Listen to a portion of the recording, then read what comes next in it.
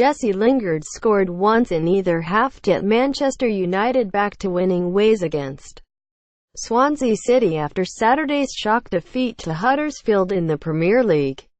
The Englishman's brace, his first for United, meant that Jose Mourinho's side head into the fifth round of the EFL Cup as they look to defend their trophy. After his dreadful performance on the weekend, Victor Lindelof completed a full 90 minutes and managed to keep a much-needed, confidence-boosting clean sheet. The story of the start of the 2017-18 Premier League season.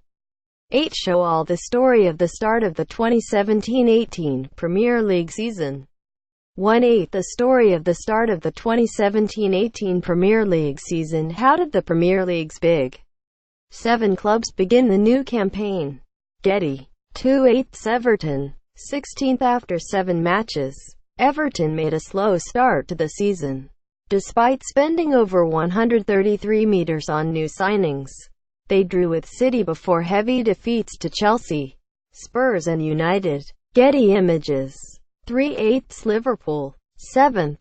Liverpool's form remains as erratic as ever. A 4-0 win over Arsenal seemed to indicate that they had turned a corner, before a chastising 5-0 loss away to City. AFP. Getty Images. 4/8 Arsenal, 5th. The alarm bells were ringing after successive defeats to Stoke and then Liverpool. But Arsene Wenger's side bounced back and held Chelsea to a draw at Stamford Bridge. Getty Images. 5/8 Chelsea, 4th. The defending champions have found things more difficult this season and lost 2 of their opening 7 fixtures to Burnley and Manchester City. AFP. Getty Images. 6/8 Tottenham, 3rd. Oh, if only Tottenham weren't playing at Wembley. Their away form has been superb with 4 wins out of 4, but they remain without a win at Wembley. Tottenham Hotspur FC via Getty I. 7/8 Manchester United, 2nd. United have finally found a way to turn draws into wins. A 4-0 victory over Everton is the highlight so far. A 2-2 draw with Stoke the only blot on their copybook. Getty Images. 8/8 Manchester City, 1st. The Premier League leaders on goal difference. City have been in scintillating form, winning 6 of their opening 7 matches and scoring no fewer than 22 goals.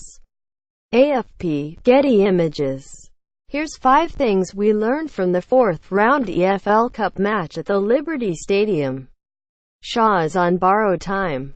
Despite his £30 million price tag and Manchester United not having a standout, consistent choice at left back, Shaw couldn't even start an EFL Cup 4th round game away to Swansea on the back of a terrible display full of team and individual errors against Huddersfield of all teams.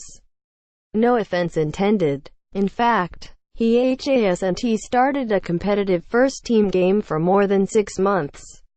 Getty. Mourinho clearly does not fancy him. Whether it's because of the extortionate wage demands that saw Chelsea pull out of signing him in 2014, or that he genuinely thinks Shaw doesn't have a footballing brain as he claimed last season. Either way, his United career looks certain to come to a disappointing end by the summer. His pointless 5-minute cameo at the end said it all.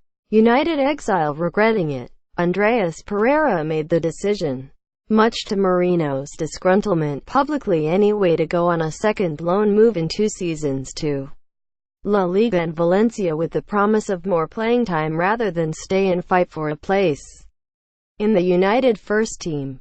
Given the plethora of no-10s at the club in Juan Mata, Henrik Mkhitaryan, Paul Pogba and Marouane Fellaini, it seemed like the best developmental decision.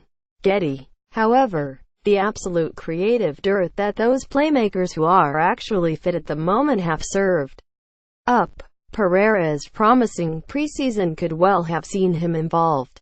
He need only look at Scott McTominay, who started against Swansea and also came off the bench against Benfica. Although given his performances in Spain and the current mood at Old Trafford, perhaps he is relieved to not be there. Rashford stands out, fresh from being voted the third best teenager in the Europe this week.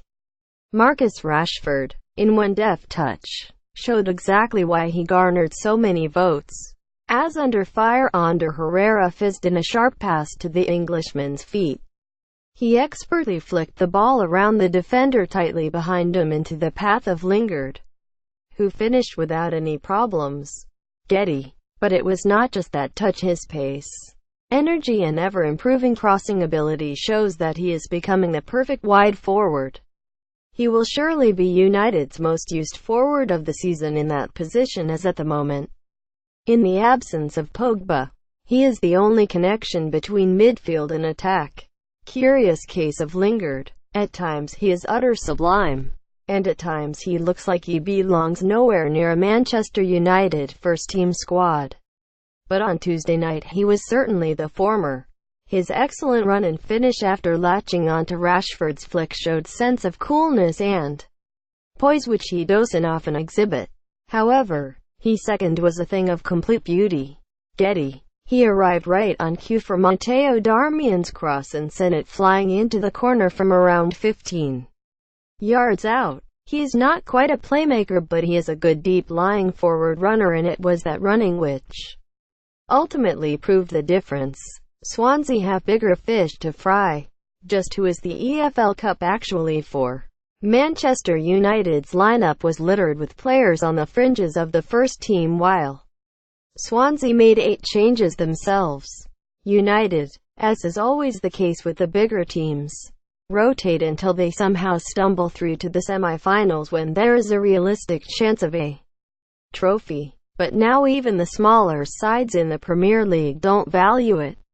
Swansea want to save their players for a survival fight in the Premier League rather than risk them with the outside shot of a trip to Wembley and possibly, should they win, a season of European football the following year, which would make it even more difficult to beat the drop, given they would have to stretch the squad even more.